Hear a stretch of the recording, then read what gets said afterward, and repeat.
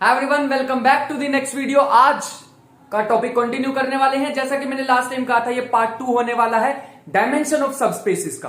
अब भैया दिक्कत ये आ रही है कि ये डायमेंशन ऑफ सबस्पेसिस में बाकी सारी चीजें तो ठीक थी, लेकिन जो आप जल्दी जल्दी लास्ट में बता के चले गए थे वो समझ नहीं आ रही। यही आ रहा दिमाग में। डोंट वरी एट ऑल, भाई तुम्हारा है।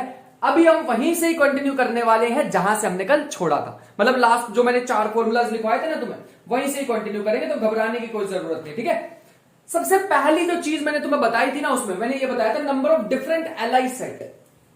लिख लेते हैं formula, number of different ally set of R vectors. कितने मेरे को सेट मिलने वाले, अब मैं सेट में पहले ही बता चुका हूं कितने सेट मिलने वाले हैं, डिफरेंट कितने सेट मिलने वाले हैं। तो अगर वो हमें लिखना होता है, वो कैसे लिखते हैं, of vectors of V N Z P. V N Z P, N क्या है, डायमेंशन ऑफ वेक्टर स्पेस। ठीक है, तो यहां पे हमारे पास कैसे मिलते हैं, कितने वेक्टर्स मिलेंगे यहां पे, P raise to power N minus 1, P raise to power N P square up to so on P raise to power N P R minus 1। भैया ये तो पहले ही कर लिया था। अब कहोगे भैया यार, खुद आप कह रहे हो आर वेक्टर्स होने चाहिए और आप आर माइनस 1 तक लिख रहे हो। अरे अरे अरे, 1 से स्टार्ट हो रहा है यार, कुछ घपला किया मैंने। हाँ बिल्कुल घपला किया। यहां पर P 1 P square P cube up to so on R minus 1 तक कितने वेक्टर्स हो गए, कितने सेट हो जाएंगे, आर ही हो जाएंगे। अरे कुछ सोच के देख ला, जी नहीं मानोगे ना। 1x स्क्वायर कितने डायमेंशनल स्पेस हुआ, 3 डायमेंशनल, लेकिन डिग्री तो ये है, तो लिखते तो इसे ऐसे हैं p2x, लेकिन डिग्री इसमें कितनी है, डिग्री इसमें 2 है, डायमेंशन इसका कितना है, 3 है। ठीक है, चलो आगे चलते हैं। तो नेक्स्ट हमारे पास पहली तो ये चीज हो गई कि भैया कितने डिफरेंट एलाई सेट बनने वाले। अब सेट बनाने से थोड़ी बात बनी, सिर्फ सेट बनाने से क्या होगा भैया, ये तो आपने पहले ही सिखा दिया था, मैं 2-3 सेशन पहले ये बात आ चुकी थी। अब अगर मैं तुमसे पूछूं नंबर ऑफ वेक्टर्स, दूसरी चीज मैं तुमसे बोलना चाहूंगा, नंबर ऑफ वेक्टर्स इन, अगर मैं तुमसे बोलूं in any R dimensional subspace, याद रखना मैं कौन सा वर्ड यूज कर रहा हूं, subspace of V N Z P. बहुत ध्यान से लैंग्वेज सुनना, ये भैया आर वेक्टर्स नहीं है इस बार, आर डायमेंशनल है। ये डायमेंशन है किसका, सबस्पेस का। इसमें कितने एलिमेंट्स होने वाले हैं, इसमें होने वाले P raised to power R. यही कंफ्यूजन क्रिएट होती है। अब तुम सोचोगे भैया ये आर वो है एलिमेंट्स, अरे अरे R dimensional space, 1 dimensional, 2 dimensional, 3 dimensional, 4 dimensional, to so इतने एलिमेंट्स, इतने नंबर ऑफ वेक्टर्स होने वाले हैं किसी भी आर डायमेंशनल सबस्पेस में। भैया ठीक है, हमने आपके मान ली किसी भी आर डायमेंशनल, मतलब देखो जैसे मैं फॉर एग्जांपल लेता हूं P3 Z3, मान लो ऐसा कुछ एग्जांपल। ठीक है, हमें पता है कितने डायमेंशनल वेक्टर स्पेस है, 4 डायमेंशनल वेक्टर स्पेस है, क्योंकि 3 डिग्री तक है, तो 1x स्क्वायर x क्यूब। ठीक है, मान लेते हैं। इसका सबस्पेस का डायमेंशन क्या हो सकता है, इसका डायमेंशन 4 है, तो 1 का हो सकता है, 2 का हो सकता है, 3 का हो सकता है, 4 का तो भैया खुद ही हो जाएगा। बढ़िया आती है, तो मतलब एकदम समझ आ गई ये चीज, यहां तक तो कोई दिक्कत नहीं है। क्या 4 डायमेंशनल स्पेस भी हो सकता था इसमें जो मैंने अभी बोला है, क्या 4 डायमेंशनल भी हो जाएगा, हाँ हो जाएगा, लेकिन तुम्हें नहीं लगता वो तो इसी के इक्वल हो जाएगा, सबस्पेस के इक्वल हो जाएगा, वेक्टर स्पेस के ही इक्वल हो जाएगा सबस्पेस, है ना। उसके बारे में मैं अभी बताता हूं। मैंने अभी क्या कहा, वो जो लास्ट वाला था उसमें मैंने क्या बोला है, उसमें मैंने ये बोला जो लास्ट वाला होगा जो लास्ट वाला उसी P3Z3, मेरे ख्याल से मैंने यही एग्जांपल है, इसमें जो 4 डायमेंशनल होगा ना, 4 डायमेंशनल, वो इसी के इक्वल आ जाएगा। अभी दिखाएंगे, परेशान नहीं होना फालतू का। ठीक है, परेशान नहीं होते। चल, इतने नंबर ऑफ वेक्टर्स कितने होने वाले, किसी भी आर डायमेंशनल स्पेस में इतने नंबर ऑफ वेक्टर्स होने वाले। एक और चीज सुनो, ये तो अभी हो गया। अब मैं तुमसे पूछना चाहूंगा number of different ordered basis. एक एक चीज को ध्यान से समझ लेना, number of different ordered basis, ध्यान से लिखना, of any R dimensional subspace of V N Z P. अब तो तुम कूद के पड़ जाओगे, कि भैया एक मिनट रुको, ऊपर आपने क्या लिखा, number of different ally sets of R vectors of this. एक मिनट, बेसिस बनाने के लिए भैया आपको नहीं लगता बेसिस बनाने के लिए सेट जो है, जो मतलब सेट ऑफ वेक्टर्स होंगे वो एल आई होने चाहिए? हाँ यार एल आई तो होने चाहिए। तो फिर भैया आपने वही तो लिखा ऊपर, बस आप एन को किससे रिप्लेस कर दो, आर से रिप्लेस कर दो, अपना काम हो जाएगा। क्यों क्यों क्यों क्यों आर से को रिप्लेस करूं? क्योंकि भैया इस बार जो सब स्पेस है उस, रुको, ये डायमेंशन किसका है? वेक्टर स्पेस का। अगर मैं इसको ऐसे लिख दूं, अगर मैं इसको ऐसे लिख दूं, P R minus one, P R minus P up to so on P R minus P R minus one, ये बताना क्या है? ये बताओ क्या? तुम कहोगे भैया ये पता क्या है, यहां आपने एन लिखा था वेक्टर स्पेस का डायमेंशन, यहां आर लिखा सब स्पेस का डायमेंशन। ये वेक्टर स्पेस के set of linearly independent vector होंगे, और लीनियरली इंडिपेंडेंट वेक्टर तो बेसिस बना, लीनियरली इंडिपेंडेंट हो और सेट को जनरेट कर दे, उसे ही नहीं हम कहते थे बेसिस। हाँ भैया ये तो आप बात सही कह रहे हो, बिल्कुल सही है। इसका मतलब ये हुआ, अगर मैं पी सिर्फ एन को किससे रिप्लेस कर दूं, आर से रिप्लेस कर दूं तो क्या होगा?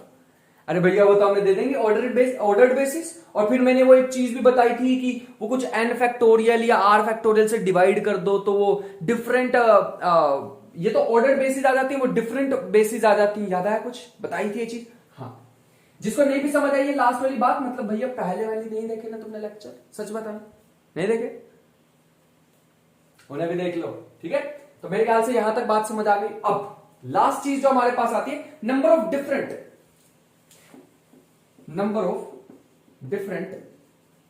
आर डायमेंशनल सबस्पेसिस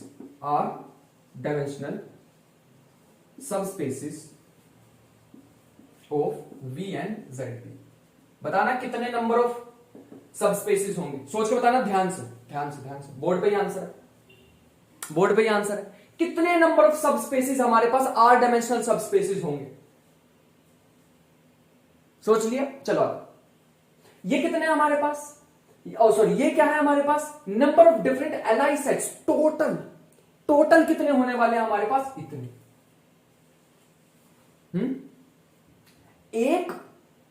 एक सबस्पेस में, एक आर डायमेंशनल सबस्पेस में कितने वेक्टर्स होने वाले हैं? अब तुम कहोगे भैया ये वेक्टर्स थोड़ी है, तो डिफरेंट बेसिस, वो डिफरेंट एलाई सेट है और ये बेसिस है। अरे है तो दोनों सेट ही ना, ये भी नंबर ऑफ सेट्स आएंगे, ये भी नंबर ऑफ सेट्स आएंगे। ये एलाई है, ये ऑर्डर्ड बेसिस है, मतलब ये जनरेट भी कर रहे होंगे। बात समझ गए? अगर मुझे निकालना number of different R dimensional subspace of V of N, क्या करें? तो पहले वाले को दूसरे से डिवाइड कर दो तो नंबर ऑफ सबस्पेसिस आ जाएंगे। मतलब P N minus one, P N minus P up to so on P N minus P R minus one.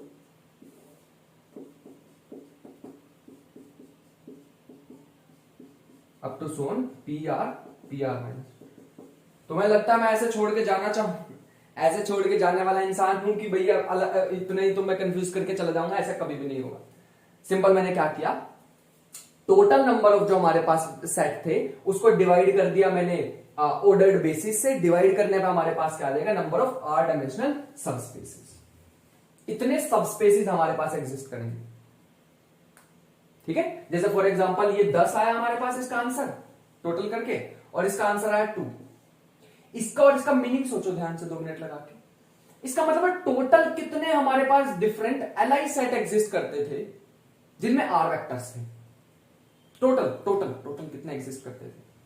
मान लिए 10, जिसमें से number of different ordered basis of dimension R dimensional subspace. अब सबस्पेस का dimension कितना है? आर। यहां पे वेक्टर स्पेस का डायमेंशन कितना था? एन। समझने की कोशिश करो यार, वीडियो को पॉज करो, आराम से बैठ के 10 मिनट सोच लो, क्योंकि एक बार सोच लिया ना उसके बाद खत्म है, फिर उसके बाद तो क्वेश्चन एकदम फ्लो की तरह होंगे। ध्यान से सोच लो बस। यहां पे डायमेंशन क्या है? यहां पे डायमेंशन क्या है? एन। यहां पे डायमेंशन क्या है? आर। ठीक है। यहां कितने वेक्टर्स थे? 10। यहां कितने वेक्टर है? 2। मतलब इस पूरे को सॉल्व करके कितना है? 2। सिर्फ 2 आया।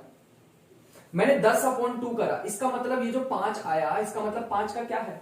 इसमें कितने हमारे पास बेसिस थी? 2। मतलब 2 सेट थे इसमें, जो बेसिस बना रहे थे। इसमें कितने सेट थे? 10 ऐसे सेट थे।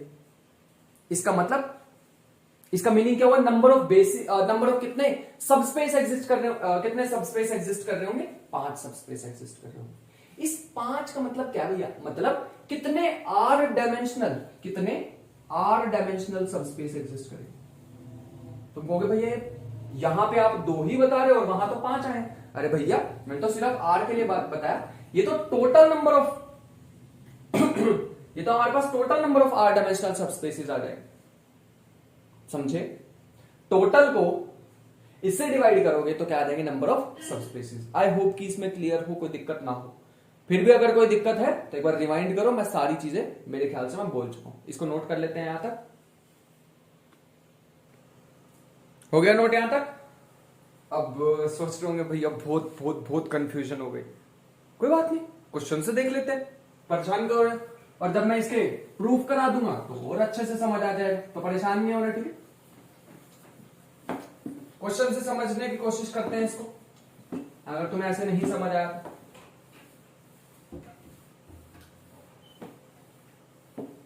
चलो आ जाओ, क्वेश्चन से समझने की कोशिश करते हैं इसको। तो क्वेश्चन कुछ ऐसे है, find the number of different 1 dimensional 2 dimensional, लिख लेते हैं ध्यान से। Find the number of different, question find the number of different 1, 2, 3 dimensional, अरे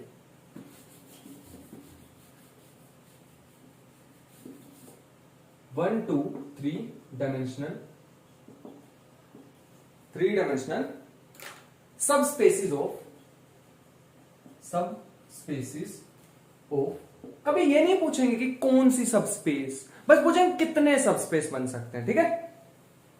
कितने सबस्पेस ऑफ V3Z3, जैसा मैंने अभी एग्जांपल तुमको बोला। Also find the number of different subspaces, also find the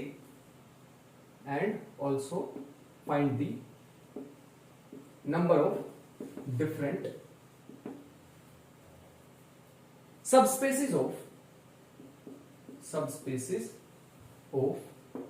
V3Z3। चलो आ जाओ साथ में करेंगे। इस बार मैं तुम्हें नहीं कहूंगा कि ये तुम करो, एक मेरे को कराने दो, नेक्स्ट तुम कर लेना, ठीक है? एक मेरे को कराने दो, आ जाओ। यहां पे n की वैल्यू कितनी आ जाएगी?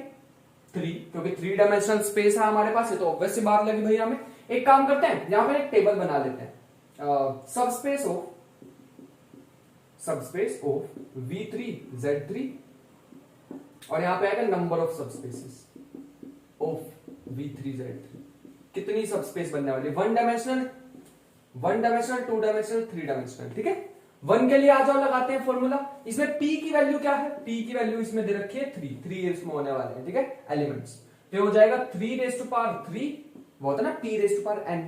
और एक बात सुनो, अभी जिसको नहीं भी समझ आया है इसका पिछले वाले का जो मैंने प्रूफ कराया नहीं भी समझ आया, मैं अलग से इसका और भी डीप वाला प्रूफ कराने वाला हूं। तो अभी के लिए अगर तुम फॉर्मूला भी दिमाग में रख लोगे और क्वेश्चन कर लोगे तो हमारा काम हो जाएगा उतने में भी, ठीक है? प्रूफ फिर देख लेंगे और मजा कर लेंगे। यहां पर कितना आ जाएगा? -1, ठीक है? 3 माइनस p कितना आ जाएगा? p हमारे पास आ जाए, अच्छा यहाँ तो r तो 1 ही है, बस इतना ही आएगा। अरे r की वैल्यू तो 1 ही है सिर्फ, अपॉन में क्या आ जाएगा? 3r कितना है? 1 -1, बस इतनी ही टर्म्स आएंगी। जिसको कंफ्यूजन हो रही है कि भैया ये आप क्या करते जा रहे हो, फॉर्मूला कुछ ऐसे था, Pn-1 up to so on Pn minus PR-1, और P की R की वैल्यू रखोगे 1 तो यहां आ जाएगा 1 - 1 0, तो मैंने एक ही टर्म लिखी है, तो सिर्फ यही वाली टर्म बच जाएगी और कुछ नहीं आने वाला, ठीक है? इस चीज को ध्यान रखो। चलो कितना आ जाएगा ये हमारे पास आ जाएगा 26/2 विच इज 13, तो 13 आ गया पहले। तो मतलब कितने 1 डायमेंशनल सबस्पेस बन सकते हैं इससे? सब स्पेस कितने बन सकते हैं याद रखना, 13 सबस्पेस। ऐसे हम 2 के लिए करते हैं तो 3 कितना आ जाएगा? 3 का क्यूब -1, 3 का क्यूब -3 स्क्वायर, सॉरी 3 का क्यूब -3, इसके बाद तो कोई आने नहीं वाला क्योंकि r -1 तक होता है, तो 2 - 1 1 तक, 1 पावर इसकी आ चुकी है। अपॉन में क्या आ जाएगा 3 raise to power 2 minus 1, 3 raise to power 2 minus 3, that is it. सोचो ध्यान से कि कितना आएगा ये, और बिल्कुल ध्यान से देखना कि मैं कैसे कर रहा हूं। मैंने इसलिए कहा कि एक क्वेश्चन मुझे करने दो, अगला तुम करना, और तुम्हें डिफिकल्ट लग रहा है तो भैया तुम्हारा एफर्ट ज्यादा होना चाहिए इसमें, ठीक है, तुम्हारा एफर्ट ज्यादा लगेगा इसमें। तो ये आ जाएगा 26 इंटू 23 24 24 26 24 अपॉन यहां आ जाएगा 8 और यहां आ जाएगा 6, तो ये बच जाएगा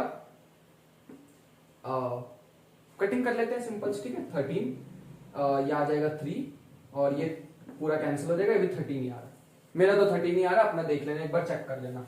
यहां आ जाएगा 3 का क्यूब माइनस 1, यहां आ जाएगा 3 का क्यूब माइनस 3, 3 का क्यूब माइनस 3 का स्क्वायर अपॉन में 3 का पावर 3 माइनस 1, ये तो 1 ही लग रहा है, और मैंने बता भी दिया था अभी तुम्हें ये 1 ही आता है। अरे 3 तो वेक्टर स्पेस का डायमेंशन था, उसके डायमेंशन जितना तो एक ही बनना चाहिए था ना, तो यहां पे एक आ गया। अब कोई पूछे तुमसे टोटल नंबर ऑफ कितने आएंगे, तो याद रखना टोटल नंबर ऑफ सबस्पेसिस, अभी यहीं पे गलती होगी, टोटल नंबर ऑफ सबस्पेसिस कितने आएंगे 13 13 और 1 8। तुम सोचो भैया ये तो बड़ी गड़बड़ कर रहे हो यार आप, इतने बड़े मतलब अब आप बनते जा रहे हो, सारे लेक्चर बनाते जा रहे हो इतने बड़े बड़े, और आप ऐसी गलती कैसे कर सकते हो। 13 13 13 13 1 तो 27 होता है, आपने 28 लिख दिया एक्चुअल में। अरे भैया एक नल सब स्पेस भी तो बन सकता है ना, वो यहां पे वो 0 का भी तो बन सकता है, समझे, यही गलती होती है, हुई थी मुझसे, इसीलिए तो ये गलती भी हो जाती है। तो एक हमारे पास नल स्पेस भी इसमें इंक्लूड होगा, तो जब भी तुम इसका सम करो तो भैया एक खुद से इंक्रीज कर दो, एक नल स्पेस भी आ जाएगा, वो भी सब स्पेस बना लेगा। अब एक काम करते हैं, एक क्वेश्चन तुम मुझे करके दिखाओ, तो टोटल नंबर ऑफ सबस्पेसिस कितने आ जाएंगे 28, ठीक है, that is the final answer. तो ये 0 वाला भूल मत जाना, 0 वाला भूल गए तो भैया तुम्हारे मार्क्स कट जाएंगे, फिर मत कहना। एक क्वेश्चन तुम करके दिखाओ, क्वेश्चन थोड़ा सा बस चेंज करो, P3Z2 P3Z2, चलो करके दिखाओ, बिल्कुल सेम क्वेश्चन, बस यहां पे थोड़ा सा चेंज है, P3Z2। चलो करके दिखाओ ये क्वेश्चन, ये रब कर दें 3 2 1, चलो करके दिखाओ ये क्वेश्चन, और वो भी ध्यान से, और याद रखना जितने डायमेंशन सब वेक्टर स्पेस का है उतने डायमेंशन का एक ही बनने वाला, सिंगल एक ही बनता उसका, और वो खुद ही होगा, ठीक है, खुद का भी भैया सब स्पेस होते हैं। हाँ ये मैंने तुम्हें पहले बताया था, इसे प्रॉपर सॉरी वैसे मेरे ख्याल से मैंने बोल दिया, बट फिर भी मैं तुमसे पूछना चाहूंगा, एक नल और एक खुद, बताओ ये दोनों जो है क्या इसको कौन से सबस्पेस कहते हैं। आई होप कि वो आवाज पहुंची ना हुआ था। इसे क्या कहते हैं, इसका हिंट मैं तुम्हें देता हूं, प्रॉपर या इम्प्रॉपर, कौन से सबस्पेस कहते हैं। एक तो नल सेट, एक तो नल सब स्पेस, और एक खुद, बताओ इसे ओरिजिनल पी का क्या कहते हैं, प्रॉपर या फिर इम्प्रॉपर। तो कमेंट बॉक्स में बता देना अगर पता हो तुम्हें तो, ठीक है, सोच के बताना ध्यान से। चल अब P3Z2 का मेरे ख्याल से तुमने कर लिया होगा, तो यहां आएगा और सबस्पेस ऑफ P3Z2, और यहां पे आ जाएगा नंबर ऑफ सबस्पेसिस। चलो आ जाओ कर ले जल्दी जल्दी। P की वैल्यू यहां पे कितनी दे रखी है, P की वैल्यू 2 और N की वैल्यू 4। भैया पॉलिनोमियल स्पेस है वो, पॉलिनोमियल में देखो एक ज्यादा ही होता है ना, और कितने डायमेंशनल है 1 2 3। 0 का भी साथ ही लिखते हैं, 0 का तो हमें पता है 1 ही आता है, ठीक, 1 का 2 का 3 का, इस बार तो एक ज्यादा हो जाने वाला, 0 1 2 3 4 का खुद का भी तो आएगा, है ना, हमें पता है 0 और 1 की वजह से, 0 और 4 की वजह से तो 1 ही आने वाला है, ठीक है। सो यहां पे हमारे पास अगर मैं 1 डायमेंशन की बात करूं तो 1 डायमेंशन में हमारे पास आ जाएगा जेड पी हमारे पास है 2 रेज पावर 4 माइनस 1, और इसके बाद तो कुछ आएगा ही नहीं क्योंकि r माइनस 1 तक जाते हैं, और r माइनस 1 का मतलब 1 माइनस 1 0, r ये रहा, ठीक है, ये r की वैल्यू होती है, याद रखना। तो अपॉन में हमारे पास आ जाएगा 2 की पावर 1 माइनस 1, और उसके बाद तो जानने की जरूरत ही नहीं है, विच इज 15, है ना। 2 रेज टू पावर 4 हो जाएगा 16 माइनस 1 15, आ गया, नीचे तो 1 ही है। और इसमें क्या आ जाएगा 2 raise to power 4 minus 1, 2 raise to power 4 minus 2, 2 raise to power 4 minus, बस इतनी आएंगे terms, upon 2 raise to power 2 minus 1 और 2 रेज टू पावर 2 माइनस 2। तो यहां से इसकी कटिंग वटिंग करके देख लो क्या बन गया, ये 15 दोबारा, ये बन जाएगा 14, अपॉन में ये बन जाएगा 3, और ये बन जाएगा, ये बन जाने वाला है 2। तो देख लो कितना आ रहा है, ये हमारे पास कुछ आ जाएगा 35, ठीक है। अभी 3 का भी रह गया है, तो 3 का भी ध्यान से करेंगे, ठीक है। मैं यहां साइड पे कर लेने वाला हूं ताकि कोई कंफ्यूजन ना हो जाए, या 4 का बाद में लिख लेंगे, 3 का करते हैं।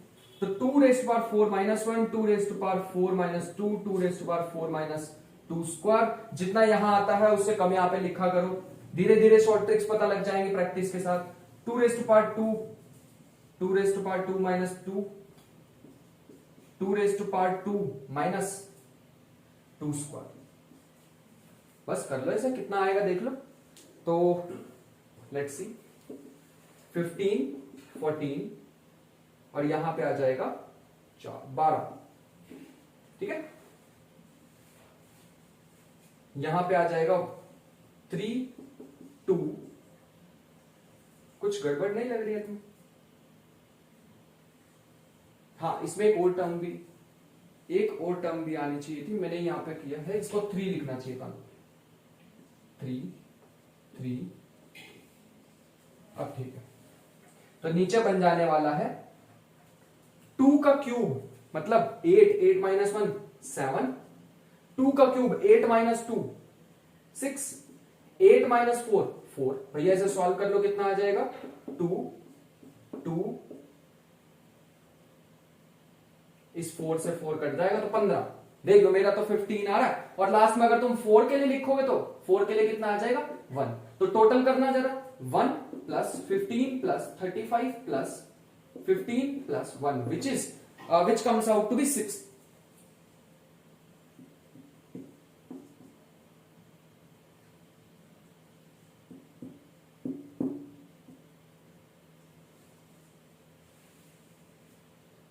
यह आ जाएगा 67, ठीक है। That is it, that is the final answer. चलो यहां तक नोट कर लो, और उसके बाद अब थोड़ा सा फास्ट चलेंगे। अब मैं तुम्हें टेबल बनवा देता हूं, जैसे मेरी आदत है, मैं सारे के सारे तुम्हें जितने भी पॉसिबल हो सकते हैं क्वेश्चन, वो सारों का एक टेबल बना देता हूं। तो पहले हम टेबल में लिखने वाले हैं मैट्रिसेस के लिए, तो पहले हेडिंग डाल लो मैट्रिसेस के लिए। तो एक टेबल बनाते हैं साथ में मिलके, उसको लिख लेंगे हर सब स्पेस के क्या क्या डायमेंशन होने वाले। Subspace of M R, N की मैट्रिक्स लेनी है, सबस्पेसिस ऑफ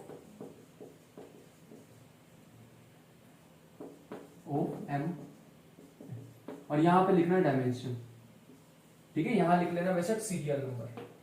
अभी एक चीज ध्यान से सुनना, ध्यान से क्या सुनना है, सब अगर हम जब भी मैट्रिक्स की बात करते हैं, कल हमने एक क्वेश्चन भी किया था, मतलब लास्ट लेक्चर में हमने एक क्वेश्चन किया था, उसमें हमने कहा था जब भी हमारे, जैसे हमारे पास उसमें मेरे को अभी तक याद है रैंक शायद आता 4, जब भी 4 रैंक आया था तो हमने कहा था उसके डायमेंशन क्या है, उसके डायमेंशन क्या है 4। उसके मैट्रिक्स के थोड़ी थे, वो तो लीनियर स्पैन ऑफ एस के, मतलब वो 4 वेक्टर्स मिलकर पूरा का पूरा स्पेस को जनरेट कर देंगे। अगर तुम वैसे लिखना चाहते हो डायमेंशन, किसी भी मैट्रिक्स का अगर तुम डायमेंशन लिखना चाहते हो, तो हमारे पास क्या आता है, जितने भी उसमें मैट्रिक्स में एलिमेंट्स होंगे, जब भी तुम कोई मैट्रिक्स की बात करो, for example A B C D ऐसे कुछ बात करो, ये है 2 क्रॉस 2 की, तो अगर तुम इसका डायमेंशन देखना चाहो तो इसका जो साइज होगा वही उसका डायमेंशन भी होगा, वही उसका डायमेंशन भी रिप्रेजेंट करेगा, ठीक है। मतलब 4 इसका डायमेंशन हो गया। याद रखो साइज क्या होता है, डायमेंशन, ये चीज को हम प्रूफ भी करने वाले हैं। तो ये जितनी थ्योरम्स होंगी ये सारी प्रूफ भी करेंगे, ताकि हमें थोड़ी सी सेटिस्फेक्शन भी हो कि हाँ हमने थ्योरम्स भी किए हैं। ठीक है, लेकिन अभी मैं थ्योरम्स में उतना ज्यादा इंटरेस्टेड नहीं हूं, अभी मैं रिजल्ट्स में इंटरेस्टेड हूं। तो हमें एक बात यहां से पता लग रही है आज कि जितना मैट्रिक्स का साइज होता है या जितने मैट्रिक्स के अंदर एलिमेंट्स चाहिए हमें, जितने मैट्रिक्स के अंदर एलिमेंट्स होते हैं वही क्या होता है उसका डायमेंशन। जितने इंडिपेंडेंट एलिमेंट्स होंगे, याद रखना, जितने इंडिपेंडेंट, यही है number of independent elements is equal to dimension. करें साथ में, चलो आ रहा हूं। जैसे फॉर एग्जांपल अगर मैं तुम्हें बताऊं तो एक W1 है, पहला करते हैं। W1 है, मैं सारे यहां पर प्रिपेयर करके आऊं ताकि मेरे से एक भी ना छूट जाए, ठीक है। W1 है, A belongs to Mn where A is equal to A transpose. सारी की सारी सिमेट्रिक मैट्रिक्स जो है, बताओ उनका डायमेंशन हमारे पास क्या होने वाला है। अब हमें पता है अगर सिमेट्रिक मैट्रिक्स है, सिमेट्रिक मैट्रिक्स में तो हमारे पास सिमेट्रिक मैट्रिक्स में क्या होता है, यहां पे A होगा, यहां पे B होगा, लेकिन यहां पे CC होना चाहिए। क्यों CC होना चाहिए? क्योंकि भैया अगर ये तभी तो सिमेट्रिक होगी। अब मैं इसका ट्रांसपोज लूंगा अगर, तो ये बन जाएगा, दोबारा इसको ऐसे लिख देते हैं ACCB, अभी फिर सेम। इसका मतलब ये दो एलिमेंट सेम होने चाहिए इसके। तो कितने इंडिपेंडेंट एलिमेंट है इसके अंदर? 3। जितने भी इंडिपेंडेंट एलिमेंट होंगे वही हमारे पास डायमेंशन बनाएंगे। तो इसका डायमेंशन क्या आ जाएगा? 3 आ जाएगा, डायमेंशन आ जाएगा। लेकिन भैया मैं जनरल फॉर्मूला कैसे लिखूं? मैं लिखवाता हूं। तो सिमेट्रिक मैट्रिक्स का डायमेंशन लिखने के लिए हमारे पास फॉर्मूला होता है n+1/2। यहां पे हम स्क्वायर मैट्रिक्स ले रहे हैं, मैंने पहले ही लिख दिया MNR, स्क्वायर मैट्रिक्स लेने वाले, ये चीज को ध्यान रखना, ठीक है। और हमें पता है सिमेट्रिक मैट्रिक्स में हमें लेनी भी क्या होती है, स्क्वायर मैट्रिक्स ही लेनी होती है। तो अभी स्क्वायर पे ही चलेंगे हम सारा। इसमें फॉर्मूला में पुट भी करके देख लो कितना ऑर्डर था, 2+1। ये सिर्फ किसके लिए वैलिड है? सिमेट्रिक मैट्रिक्स के लिए वैलिड है, याद रखना। तो करके देख लो, 3 ही आ रहा है। 4/4 की मैट्रिक्स होती तो कितना आता? तो 4+1/2। 2 से 4 कैंसिल हो जाएगा, बचेगा क्या? 5, सॉरी 10 एलिमेंट्स हो। तो बात समझ आ गई। तो डायमेंशन हमें पता लग गया कितना होता है सिमेट्रिक मैट्रिक्स के लिए। सिमेट्रिक के लिए हमारे पास होता है n+1/2। याद रखना पड़ेगा। दूसरा आ जाओ स्क्यू सिमेट्रिक के लिए। अब स्क्यू सिमेट्रिक मैट्रिक्स कौन सी होती है? जिसमें A इज इक्वल टू या A transpose equal to -A होता है, या A equal to -A transpose होता है, बात एक ही है। इसका अगर हमें डायमेंशन निकालना तो एक बात याद रखना, जब भी स्क्यू सिमेट्रिक की बात होती है तो स्क्यू सिमेट्रिक में डायगोनल एलिमेंट 0 होते हैं। अब जिसको ये चीजें नहीं समझ आ रही ना भैया, तो तुम पहले मैट्रिक्स वाला पूरा सेशन देखना पड़ेगा तुम्हें, क्योंकि ऐसे तो मैं बताता रहूंगा और समझ नहीं आएंगी चीजें। तो तुम्हें बेसिक नॉलेज होनी चाहिए कि मैट्रिक्स होती क्या, symmetric, skew symmetric, Hermitian, skew Hermitian, unitary matrix वगैरह वगैरह, इनके बारे में पता होना चाहिए। अब स्क्यू सिमेट्रिक मैट्रिक्स कौन सी होती है? जिसका डायगोनल सारा का सारा 0 होता है।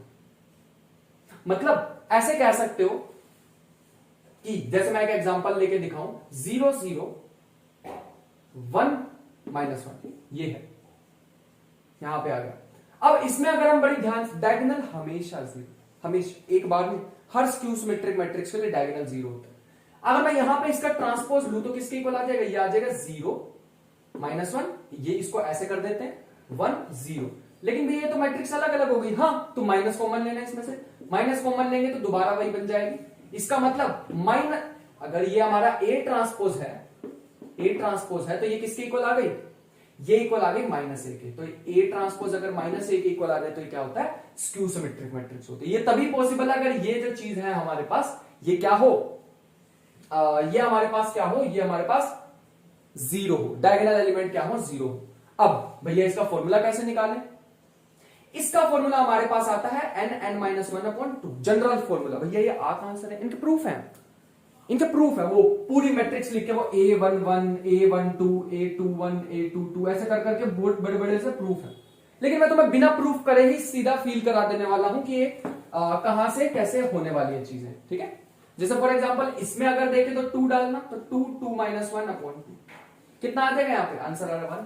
अब तुम कहोगे भैया यहाँ पे 1 ही है जो इंडिपेंडेंट एलिमेंट है। हाँ, यहां पे आ गई 0, तो कोई एलिमेंट डालने की जरूरत नहीं है। 1 और -1 इंडिपेंडेंट है नहीं। अगर मैं जनरल मैट्रिक्स लिख के दिखाऊं तुम्हें तो ऐसे लिखना पड़ता मेरे को। ये होती है स्क्यू सिमेट्रिक मैट्रिक्स 2/2 की। अगर 3/3 की लिखनी हो तो 0 0 0। 3/3 में वहां से देखना कितना आ जाएगा, तब तक मैं इसे करता हूं, ठीक है।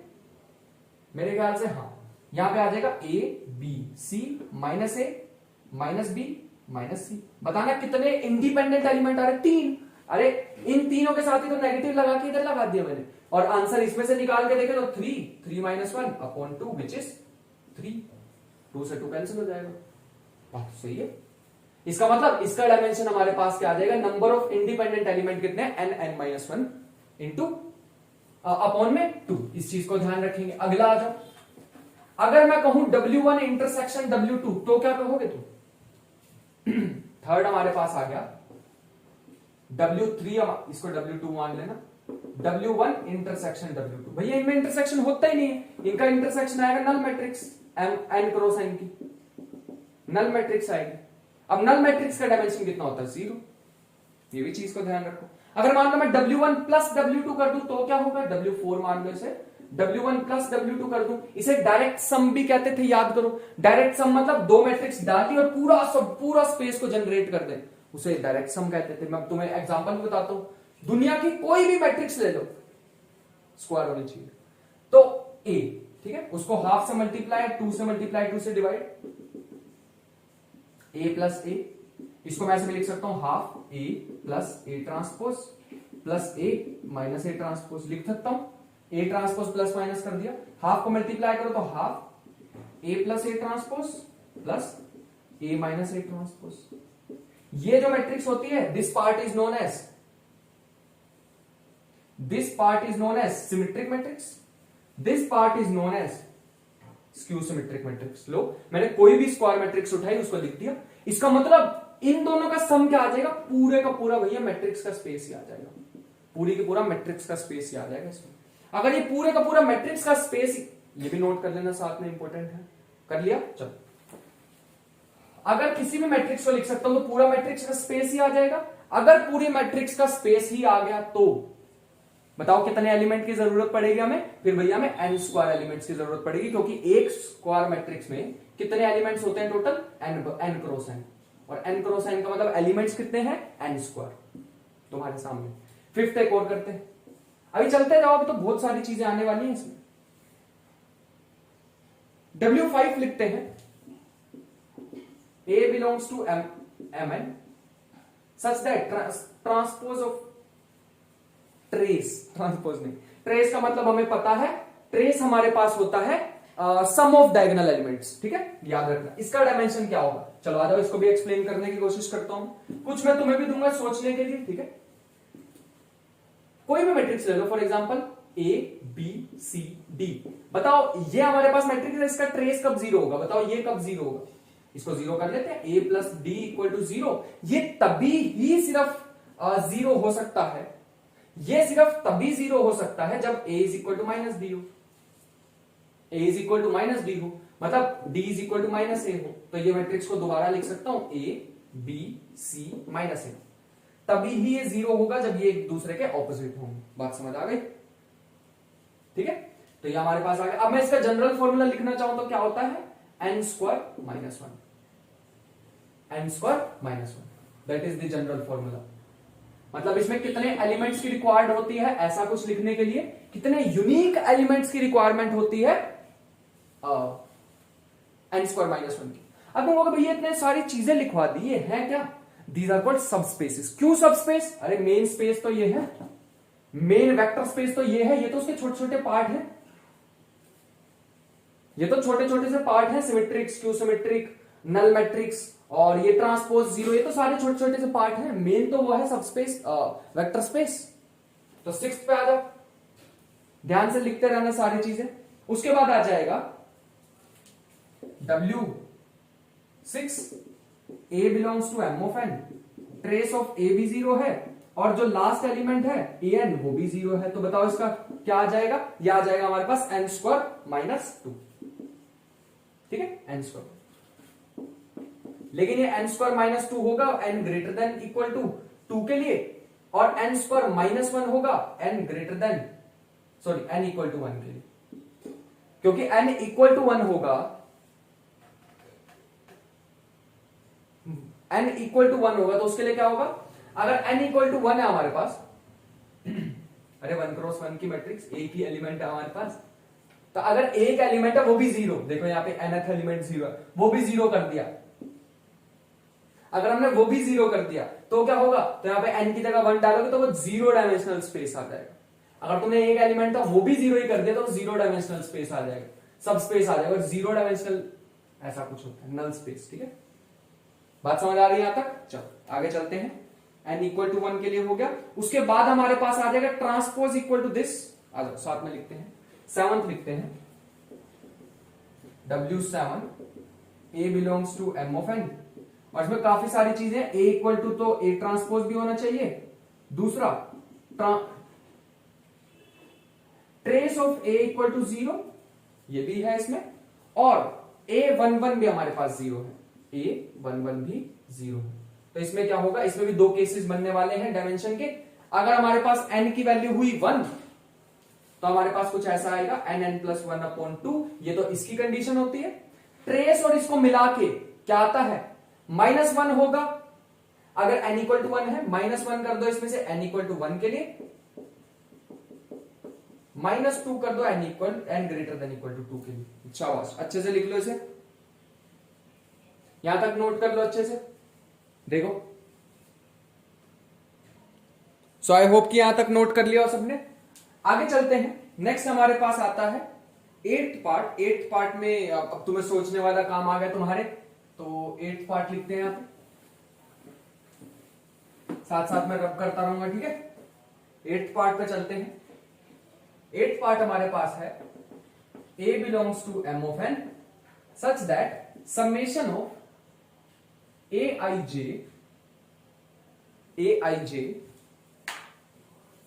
equal to 0 where I belongs to 1 to n for all I। तो बताओ इसका डायमेंशन कितना होगा। थोड़ा सा मैं इसको इधर खिसका देता हूं। सो हमारे पास क्या आ जाएगा, यहां पे इसका डायमेंशन हमारे पास आ जाएगा n स्क्वायर माइनस 1। अब ये कहां से आया n स्क्वायर माइनस 1, तो उसके लिए तुम्हें इसका मीनिंग सोचना पड़ेगा कि ये है क्या एक्चुअल में। ये कह रहे हैं कि j को फिक्स कर दो, i को चेंज करो। अगर तुम i को चेंज करोगे j को फिक्स करने के बाद, तो उनका समेशन क्या आना चाहिए, 0। मतलब अगर तुम 2 क्रॉस 2 की मैट्रिक्स ले लो तो a11 a21 a12 a22, ये हमारे पास है 2 क्रॉस 2 की मैट्रिक्स। j को फिक्स करोगे तो j equal to 1 j equal to 2। तो कौन से वाले एलिमेंट्स को छेड़ना है, इनका सम 0 आना चाहिए, इनका सम 0 आना चाहिए। मतलब a11 a21 equal to 0, a12 plus a22 equal to 0। ऐसे ही इनको सॉल्व करके देख लो, तो यहां से पता लग रहा है कितने इंडिपेंडेंट एलिमेंट है। अरे भैया 2 ही है। अरे ये तो इसकी टर्म्स में आ जाएगा ना, है ना। अगर हम 3/3 की देखें, a11 a21 a11 12 a13 21 22 23 a31 32 33 j equal to 1 j equal to 2 j equal to 3। ये तीनों का सम क्या आना चाहिए, 0। ये तीनों का सम 0, ये तीनों का सम 0।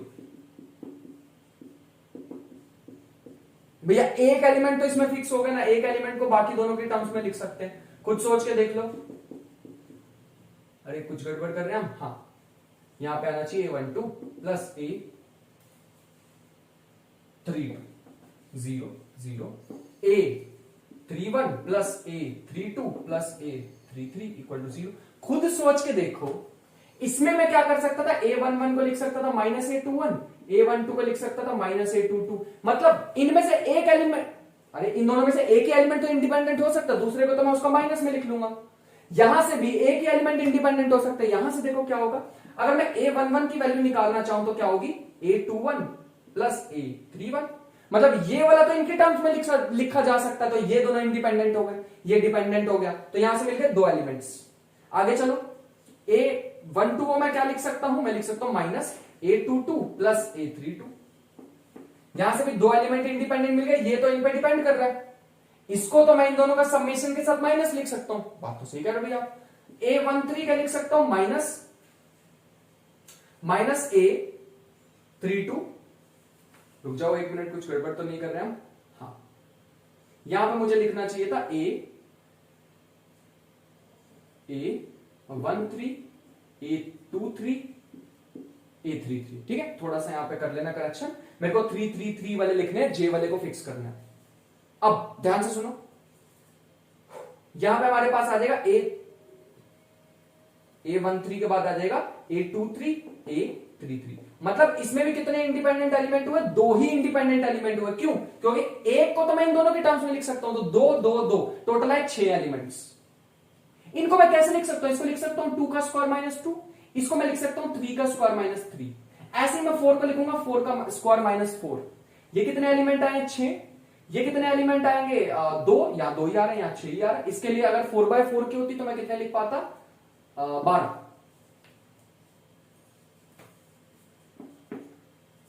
सही तो लिख रहे हैं, बढ़िया एकदम। अब मैं इन दोनों को, अब मैं क्या कर सकता हूं? लिख लिया यहां तक, नोट कर लो अच्छे से, एकदम धासु क्वालिटी आ रही है। यहां तक कर लिया नोट, अच्छे से कर लो, आगे चलते हैं।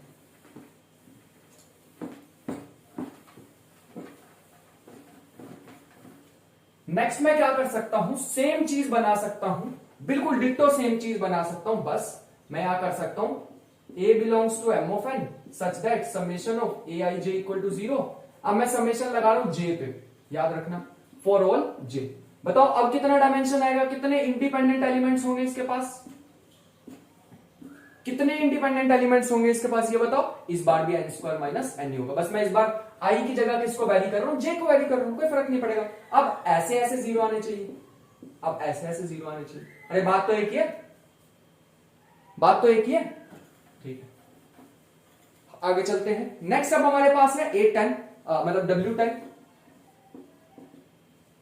यह हमारे पास होगा A belongs to M of n, summation of aij equal to 0, I is equal to 1 to n for all I। लेकिन साथ ही साथ इसमें एक और कंडीशन भी लगा दी, j equal to 1 to n, aij equal to 0 for all j। अब बताओ ना, अब ये तुम कहोगे इसमें तो दोनों ही एक साथ आ गए, इसमें तो दोनों ही एक साथ आ गए, तो कितने इंडिपेंडेंट एलिमेंट होंगे? ये होंगे n-1 का होल स्क्वायर। मतलब ऐसे होंगे कुछ, इसको मैं ऐसे लिख सकता हूं n-1, n-1, यहां पे क्या होगा? n-1, n-1।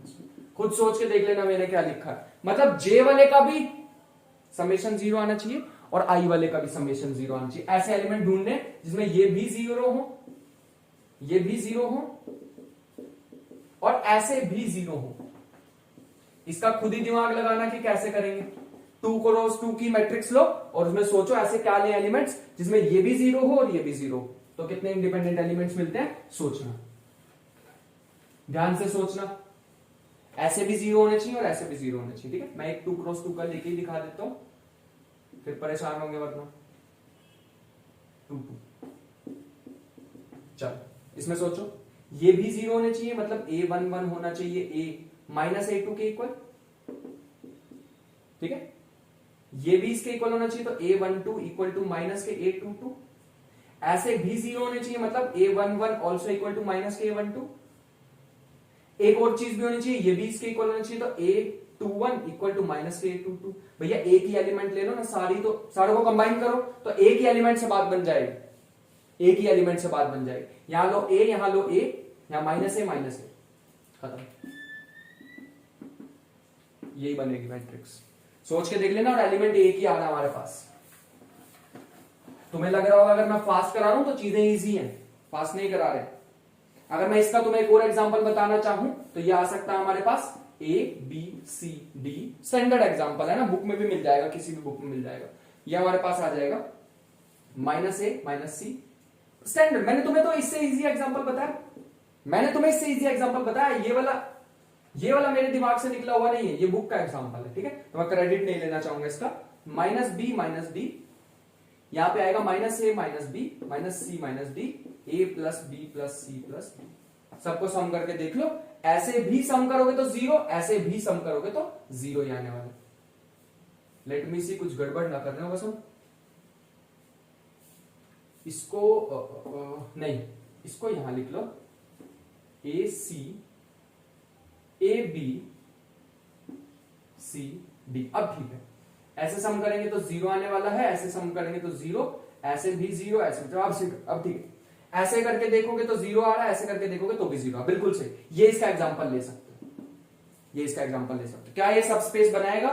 बिल्कुल बनाएगा। कौन सा सबस्पेस बनाएगा? यही बनाएगा। तो तुम्हें ऐसे आ सकता है, एक क्वेश्चन देंगे ये और तुम्हें उसके 3-4 वो पूछ लेंगे, एग्जांपल दे देंगे कि कौन सा सबस्पेस बनाएगा इनमें से। तो ऐसे चेक कर सकते हो, ठीक है। जनरल फॉर्म लिख लेना। आगे चलो, आगे वाले के लिए मैं चाहूंगा कि तुम खुद थोड़ा दिमाग लगाओ 11 के लिए। तो W11 हमारे पास कुछ ऐसे आ रहा है, A belongs to M of n, मतलब मैट्रिक्स से है, और AB equal to null matrix, where B is fixed matrix of order R, where B is fixed matrix of rank R, where B is fixed matrix of rank R। इसके लिए मैं चाहता हूं तुम खुद से सोचो, मैट्रिक्स को लिखो, n क्रॉस n की या 2x2 की भी मैट्रिक्स को लिख के देख लो, तुम्हें समझ आ जाएगा। ये आएगा n square minus n R. खुद से सोच के देख लेना, इजी है। थोड़ा सा दिमाग खुद भी लगाओगे ना, इसका डायमेंशन क्या आ जाएगा, कितने number of linearly independent element मेरे को कितने चाहिए होंगे, n square minus n R. ठीक है, खुद सोच के देखना। मैं चाहता हूं इस पर थोड़ा सा खुद से दिमाग लगाओ। 2-3 चीजें मैं भी तुम्हें देता हूं। सो नेक्स्ट मैं तुम्हें भी देना चाहूंगा क्वेश्चन सोचने के लिए, ताकि तुम्हारा भी दिमाग थोड़ा सा इन्वॉल्व हो। A12 मैं तुम्हें दे रहा हूं, A belongs to M of n such that AB is equal to DA, where D is equal to diagonal matrix, जिसमें एलिमेंट्स कुछ अजीब से हैं, ध्यान से देखना वरना पजल हो जाओगे। कुछ ऐसे दे रखे A1 up to Son A1 कितनी बार, P1 टाइम्स, ठीक है। और दूसरा होगा A2 up to Son A2 कितनी बार, P2 टाइम्स अप टू सोन। ऐसी A कितनी बार है, Pn टाइम्स, Pn नहीं Pk टाइम्स, ठीक है। तो मुझे बताना है कि इसका डायमेंशन क्या होगा। मैं डायमेंशन यहां डायरेक्ट लिखने वाला हूं, लेकिन तुम्हें इसके बारे में सोचना है। कहां लिखें, ये लिख देते हैं। इसका डायमेंशन आएगा P1 का स्क्वायर प्लस P2 का square up to so on Pk का स्क्वायर। ध्यान से करना है इसको। एक और क्वेश्चन तुम्हारे लिए छोड़ दिया है मैंने, बट कर सकते हो, मेरे को तुम पे विश्वास है। नहीं भी समझ आए तो कमेंट बॉक्स में डाल देना, मैं इसका आंसर जरूर बताने की ट्राई करूंगा। पहले ट्राई करना फिर पूछना, ये नहीं कि पहले ही पूछ ले भैया कैसा है कैसा है कैसा है, ऐसे नहीं करना है। आप पहले ट्राई कर लेना फिर पूछना।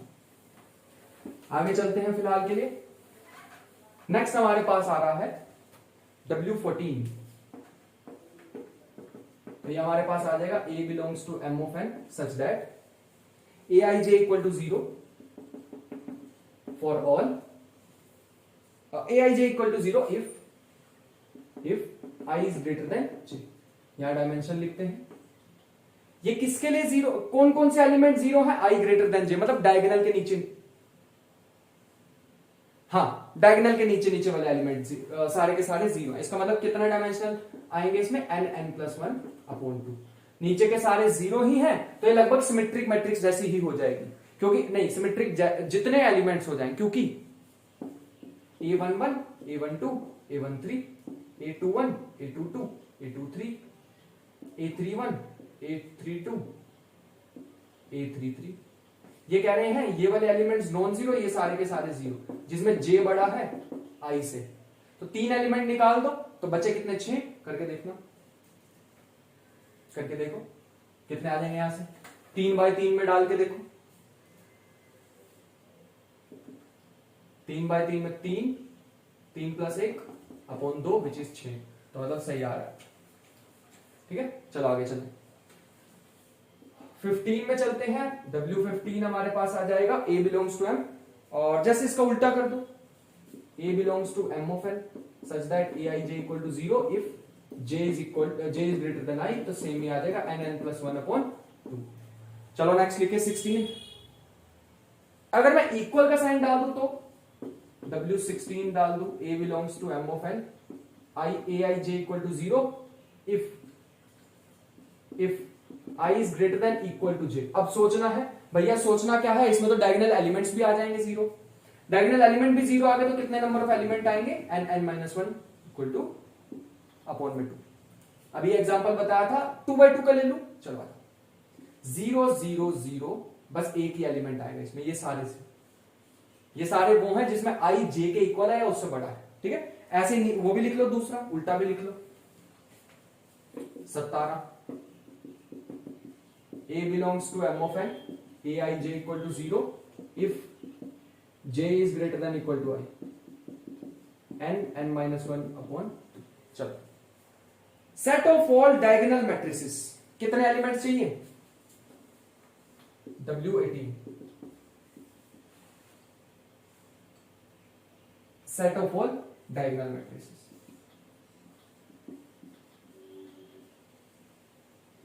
डायगोनल मैट्रिसेस कितना डायमेंशन होगा, कितने एलिमेंट चाहिए? सिर्फ डायगोनल होना चाहिए और कुछ नहीं, सिर्फ डायगोनल भैया, उसमें तो एनी एलिमेंट्स होते हैं डायगोनल में ना, एनी एलिमेंट्स होंगे, सोच के देखो 2 क्रॉस 2 में एक ये होगा, एक ये होगा, बाकी सारे जीरो, हाँ तो फिर एन हो जाएंगे। कितने एलिमेंट चाहिए? एन चाहिए, तो फिर एन ही हो जाएंगे। बताना set of all scalar matrix, scalar मतलब सिर्फ डायगोनल होगा और वो डायगोनल में भी सारे एलिमेंट सेम होंगे, तो मेरे को एक ही एलिमेंट चाहिए बस। Set of all scalar matrices, scalar matrices unit matrix भी हो सकते हैं, उसमें सारे 1 1 1 हो जाएंगे, ठीक है। तो मेरे को एक ही सिर्फ एलिमेंट चाहिए और कुछ नहीं चाहिए, एक में ही अपना काम हो जाएगा। अगला सोचना पड़ेगा, W20 हमारे पास जो आ रहा है वो भी अच्छा है, यह हमारे पास है A belongs to M of n such that A of PQ is equal to A of RS, where PQ is equal to RS। मैं चाहता हूं इसको खुद से सोचो, यह आ जाएगा 2n-1, खुद से सोचना है, छोटी छोटी सी चीजें हैं, ठीक है, ये चीजें मैं चाहता हूं तुम खुद से सोचो, 2n-1। चलो आगे चलते हैं, इसको रब कर लेते हैं। ये खुद से सोचना थोड़ी चीजें, ठीक है, खुद से भी दिमाग लगाओगे और बुक को भी पढ़ोगे तो और बढ़िया हो जाएगा। इसी बहाने बुक तो पढ़ोगे थोड़ी सी, बाकी तो कराई दी है मेन। सबस्पेस ऑफ सी, अब थोड़ा डाल लो, इसको चेंज कर लो, अब न्यू हेडिंग डालते हैं, subspace of C n cross n r। चलो पहला लिखो हार्मिशियन मैट्रिक्स, मतलब पहला ही लिखो इसमें W1 A belongs to C of n cross n r, या इसको शॉर्ट फॉर्म बस इतना ही लिख लो, C of n, A equal to A theta, मतलब हार्मिशियन मैट्रिक्स है। ध्यान रखना n² आएगा, ज्यादा प्रूफ अब मैं कराने नहीं वाला हूं क्योंकि समझ गए होंगे तुम। थोड़ा सा अगर तुम्हें इनकी मैट्रिक्स के बारे में पता है कि हार्मिशियन क्या होती है, कैसे हार्मिशियन बनती है, तो तुम्हें खुद भी निकाल सकते हो। A belongs to C of n cross n, A equal to minus के थीटा, इसमें भी आएगा n², ठीक है। अगर मैं दोनों का इंटरसेक्शन ले लूं तो क्या होगा, उसमें भी इंटरसेक्शन क्या था, W1 इंटरसेक्शन W2 क्या आता है, null space n cross n का, ठीक है। यहां भी क्या आएगा, नल, तो नल के लिए 0 होता है। अगर मैं भैया यहाँ दोनों का डायरेक्ट सम ले लूं तो क्या होगा, अगर मैं दोनों का डायरेक्ट सम ले लूं तो क्या होगा, W4 is equal to W1 plus W2। भैया ये तो पूरा स्पेस ही बना देंगे, पूरा स्पेस बना देंगे, मतलब ये तो C n क्रॉस n बना देंगे। और यहां पे हमें कितने एलिमेंट्स चाहिए होंगे, यहां पे मुझे चाहिए होंगे 2n², ठीक है। अब तुम सोच रहे हो कि भैया यहाँ पे 2n² क्यों चाहिए, भैया इसमें ना a प्लस आयोटा भी होता है, अब बाकी खुद सोच लेना। तुम सोच रहे थे n एलिमेंट्स होंगे, सॉरी n क्रॉस n होंगे, है ना। 2n² क्यों है, क्योंकि a प्लस आयोटा भी होता है और दोनों यूनिक चाहिए हमें। आगे चलेंगे तो हमारे पास ट्रेस अगर हमारे पास 0 हो तो क्या होगा, A belongs to C of n cross n, और ट्रेस ऑफ A हमारे पास क्या हो, 0, तो क्या होगा तुम बता सकते हो, तुम एकदम कूद के पड़ जाओगे और कहोगे 2n² माइनस 1 भैया वहां होता था जब हमारे पास रियल मैट्रिक्स होती थी, यहां हो जाएगा 2n² माइनस 2, क्योंकि यहाँ पे a प्लस आयोटा b किसके इक्वल रखना पड़ेगा, minus a minus iota b के, तभी वो 0 होने वाले हैं। बढ़िया यार, तुम तो सीख रहे हो। दैट इज इट, कॉम्प्लेक्स में इतना ही करते हैं, आगे चलते हैं फंक्शन की तरफ। थोड़ा सा अगर तुम्हें फास्ट लग रहा और ये मैंने क्या बोला है तो दोबारा सोचो कि a plus iota b, subspace of v ऑफ r सच दैट, चेंज कर देना serial number, subspace of v ऑफ r where v equal to function such that function from r to r is a function. बस इसमें function के बारे में बताना, और यहां पे तो हमारा डायमेंशन चलेगा। अब सोचो कितने हमारे पास हो सकते हैं, पहला W1 कितने हो सकते हैं हमारे पास, लेट अस से f बिलोंग्स टू v, मतलब f एक फंक्शन है, such that f of x equal to minus f of even function है। कितने भैया तुम्हें एलिमेंट्स की जरूरत पड़ेगी इसे डिफाइन करने के लिए?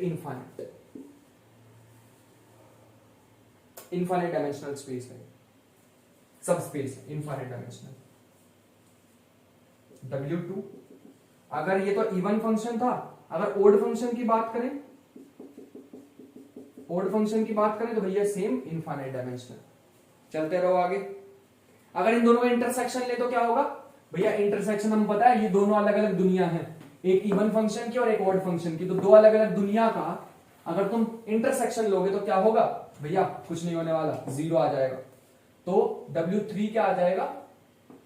W1 intersection W2 which is null, which is 0 dimensional space. अगर तुम दोनों को कंबाइन कर दोगे तो क्या होगा? W1 प्लस W2 यह आ जाएगा पूरा का पूरा subspace which is V, which is infinite dimensional. जब छोटे छोटे वाले इनफाइनाइट डायमेंशनल है तो बड़ा तो हो गई। Set of all polynomials from V, set of all polynomials. अब पॉलिनोमियल है उसकी डिग्री तो हम बता नहीं रहे, तो infinite dimensional. Set of all polynomials in set of all polynomials f in V। ये तो भैया होने ही इनफाइनाइट डायमेंशनल है, क्योंकि डिग्री तो हम कुछ बता नहीं रहे, तो तुम्हें कितने वो चाहिए होंगे उसके वेक्टर्स, वो 1x, x square, x cube up to so on, x n up to so on, कितने चाहिए होंगे? इनफाइनाइट। ठीक है। 6 W6 ये हम लेने वाले हैं set of all uniformly continuous functions. तो भैया ये कितने होने वाले हैं यूनिफॉर्मली कॉन्टिन्यूअस? मैं यहां पे 6 को डिफाइन करने के लिए वेक्टर्स ले आऊंगा। मतलब सिंपल लैंग्वेज में समझो, मैंने क्या किया? C1, C2, C3 ऐसे बेसिस एलिमेंट है। मैं कह रहा हूं, मैं क्लेम कर रहा हूं, मैं C1, C2, C3 अपनी जेब में रखता हूं। तुम कोई भी कॉन्टिन्यूअस फंक्शन ले आओ, यूनिफॉर्मली कॉन्टिन्यूअस फंक्शन, मैं जनरेट कर दूंगा यूजिंग दीज।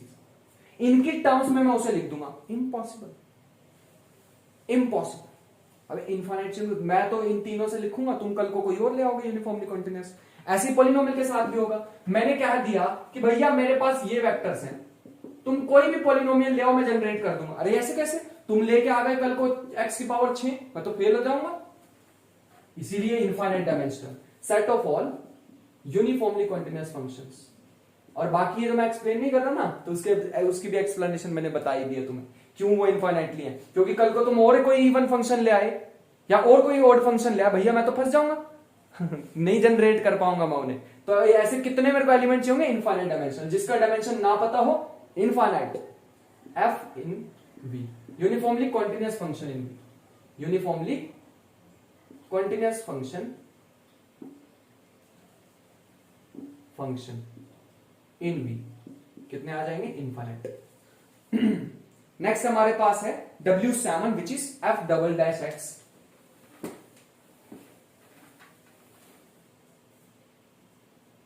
सेवंथ हमारे पास है A belongs to triangle से f of x belongs to f of x such that f of double dash x plus f of x equal to 0। ऐसे मेरे को कितने जरूरत पड़ेगी? मैं 2-3 लिख देता हूं, फिर तुम्हें पूरा निकाल के भी दिखाऊंगा। W8 मान लो f of x such that f of 2 plus f of 2 equal to 0। इनका सोचना है डायमेंशन क्या होगा। पहले वाले का डायमेंशन तो मैं तुम्हें निकाल के दिखाना चाहूंगा कि क्या होगा। डिफरेंशियल इक्वेशन सबको सिखा दी है मैंने, तो मैं अज्यूम कर रहा हूं तुम्हें आती, तो ध्यान से देखना। पहले वाले को मैं लिख सकता हूं d square F X upon में डी एक्स स्क्वायर प्लस में F of X equal to 0। इस पूरे को मैं लिखता था d square F of X common लेता था plus 1 F of X equal to 0। d के 2 रूट आते थे प्लस माइनस है उल्टा, ये तो भैया आप बिल्कुल सही कह रहे हो। तो फिर इसके लिए मैं वो लिख देता था फंक्शन की वैल्यू आती थी c1 cos kx plus c2 sin kx। वैसे k तो हम लिखते नहीं थे। f of x equal to c1 cos x plus c2 sin x, ये लिखते थे हम वहां, याद करो। अब तो डिफरेंशियल इक्वेशन पे भी हाथ बैठ जाना चाहिए तुम्हारा। हाँ, तो आगे अब इसमें जितने नंबर ऑफ आर्बिट्रेरी कांस्टेंट होंगे, number of arbitrary constant is equal to dimension. यहां लिख लो फंक्शंस में, नोट डाल लेना कहीं पे, note number of arbitrary constants is equal to dimension of function. तो यहां से हमें दो चीजें पता लग रही हैं कि अगर हमें मैट्रिसेस में देखना होता है डायमेंशन तो हम नंबर ऑफ एलिमेंट्स देखते हैं, अगर हमें फंक्शन में देखना होता है तो हम नंबर ऑफ आर्बिट्रेरी कांस्टेंट्स देखते हैं। यहां पे कितने आर्बिट्रेरी कांस्टेंट है? दो ही हैं सिर्फ, तो इसका डायमेंशन कितना आ जाएगा? दो। तो लिख लो इसे दो। अगले का बताओ, तो इसका डायमेंशन आ गया दो। अगले का बताओ कितना आ जाएगा? नेक्स्ट वाले में कितना आ जाएगा? अब तुम नेक्स्ट वाले में कहोगे भैया इसमें तो कुछ भी आ सकता है, इसमें तो आप अगर फॉर एग्जांपल इसमें कोई डिग्री थोड़ी है, इसमें तो साइन एक्स कोस एक्स आ गए जो कि इंडिपेंडेंट है। यहां का आंसर ना कुछ ऐसा आ सकता है, इसके आंसर में बहुत सारे चीजें आ सकती है, जैसे for example x minus two की पावर 2 आ सकती है, x माइनस टू की पावर 5 आ सकती है, x माइनस टू की पावर 100 आ सकते हैं, कुछ भी आ सकता है। तो इसमें कितने एलिमेंट्स हो सकते हैं भैया? इन्फाइनेटली मैनी हो सकते हैं, इन्फाइनेटली मैनी। 2 तो नहीं आएगी वैसे, 3 से स्टार्ट हो जाएगी। सो ये हमारे पास स्टार्ट होने वाली है 3 से। अब 3 से क्यों कहा भैया आपने? क्योंकि डाल के देखना, मिनिमम 3 डाल के देखता है क्या उसको सेटिस्फाई कर जाएगा। अगर सेटिस्फाई करेगी तो ये भी सॉल्यूशन, और इससे बड़े वाले तो ऑब्वियसली होंगे। लेट्स सी, डाला हमने, उसमें आ जाएगा, दो बार डिफरेंशिएशन इसका करेंगे तो 3 इंटू 2 एक्स माइनस 2, और फिर उसकी जगह डालोगे दूसरी जगह एक्स माइनस 2 का होल क्यूब। यहां से क्या बन रहा है? एक्स माइनस 2 का, एक्स माइनस 2 कॉमन लिया, ये बचेगा 6 प्लस एक्स माइनस 2 का होल स्क्वायर। बढ़िया, एकदम सॉल्व करो, एक्स की वैल्यू लो और खत्म हो तो गया। ऐसे बहुत सारे बन सकते हैं, तो इसका इनफाइनाइट डायमेंशनल डायमेंशन क्या आ जाएगा? इनफाइनाइट। तो लिख लो, ध्यान से लिख लो, ये छोटी छोटी चीजें हैं, साथ साथ सिखा रहा हूं, बुक में ऐसे ही रटवा देंगे और मजा भी नहीं आएगा फिर तुम्हें। अगला मैं बताने वाला हूं तुम्हें 9th। तो W9 हमारे पास है f of x such that function की जो डिग्री है इस बार 7 दे रखी है, x plus F of X equal to 0। इसका डायमेंशन कितना आ जाएगा? जल्दी सोच के बता दो, कितने आर्बिट्रेरी कांस्टेंट लगेंगे? भैया हमें पता है जितना डेरिवेटिव होता है उतने आर्बिट्रेरी कांस्टेंट्स होते हैं, तो 7 इसका डायमेंशन आ जाएगा। अगला बताओ, अगर मैं तुमसे पूछूं W10 equal to F of X such that F of triple dash 10 is equal to 0, बताओ इसके कितने सॉल्यूशन एग्जिस्ट करेंगे? भैया इसके इनफाइनाइटली मैनी सॉल्यूशन एग्जिस्ट करेंगे, क्योंकि आप उसकी वैल्यू कुछ भी ले लोगे। मतलब एफ ऑफ एक्स में एक्स माइनस 10 की वैल्यू कुछ भी ले लोगे। हाँ बिल्कुल सही।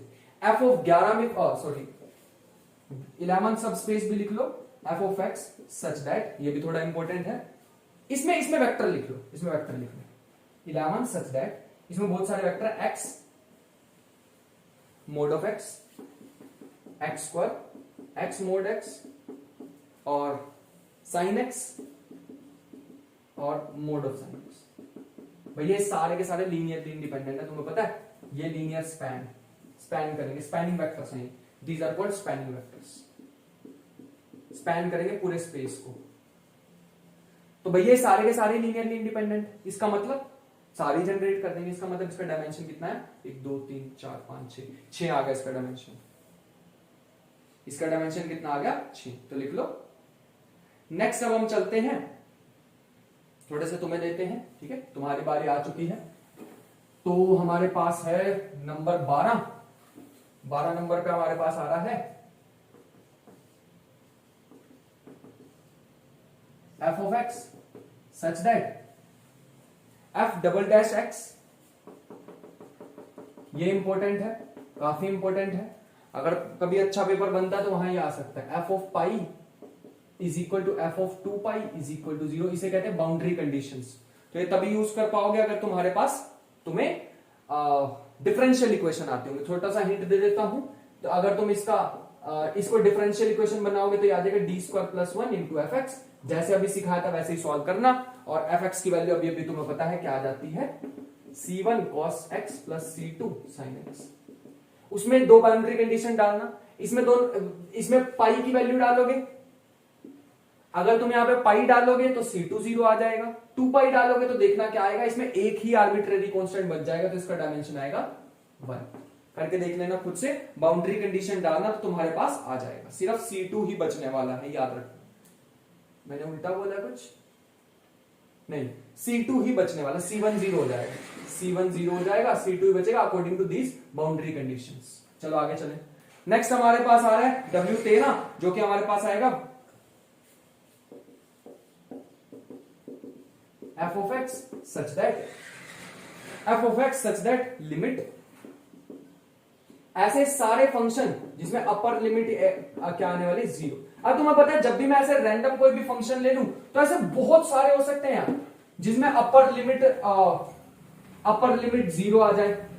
ऐसे तो बहुत सारे फंक्शन हो सकते हैं। कितने हो सकते हैं? इनफाइनाइट। तो इनफाइनाइट डायमेंशन, इनके लिए कितने मेरे को वेक्टर्स की जरूरत पड़ेगी? पूरे स्पेस को जनरेट करने के लिए इनफाइनाइट वेक्टर्स की जरूरत पड़ेगी इन सारे फंक्शंस को लिखने के लिए, क्योंकि अलग अलग फंक्शन ले आओगे, कभी तुम साइन ले आओगे, एक्सपोनेंशियल ले आओगे, कभी ये ले आओगे, कभी वो ले आओगे, कभी sin 2x, कभी e⁻⁻x up to so. Set of all twice differentiable functions,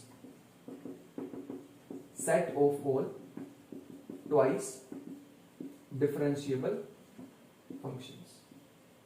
कितने होते हैं? इनफाइनाइट यार, कितने मतलब तुम दुनिया भर के बना सकते हो। Set of all continuous functions, set of all continuous functions, infinite. उसके बाद set of all integrable functions, 16 पे आ जाओ। सेट ऑफ ऑल इंटीग्रेबल